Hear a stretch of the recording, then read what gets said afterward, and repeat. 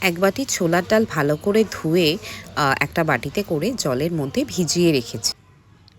কিছু ঘন্টা পর সেই ছোলার ডালে ৩টে কাঁচা লঙ্কা একটু আদার টুকরো দিয়ে একটি মিক্সির মধ্যে গ্রাইন্ড করে ভালো করে পিষে নিলাম। এরপর কড়াইয়ের মধ্যে সর্ষের তেল গরম হতে দিলাম। এক এক করে চিনি, নুন, হলুদ গুঁড়ো, লঙ্কা গুঁড়ো, জিরে গুঁড়ো, গোলমরিচ গুঁড়ো, গরম মশলা গুঁড়ো দিয়ে পুরটা ঢেলে দিয়ে ভালো করে নেড়ে চেড়ে নিলাম।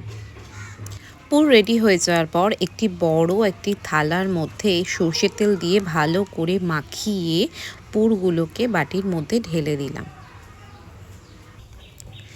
এরপর একটি ছুরির সাহায্যে ধোকাগুলোকে ছোট ছোট করে টুকরো টুকরো করে কেটে নিলাম। কড়াইতে তেল গরম হতে দিলাম। এবার এক এক করে সমস্ত ধোকাগুলোকে ভেজে নিলাম।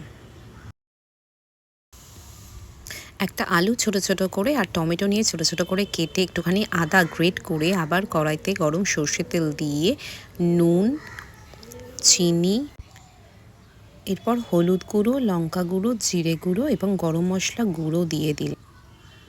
এরপর কড়াইতে জল ঢেলে দিলাম। জলটা ফুটলেই ভাজা ধোকাগুলোকে এক এক করে দিয়ে দিলাম, তারপর ফুটতে দিলাম।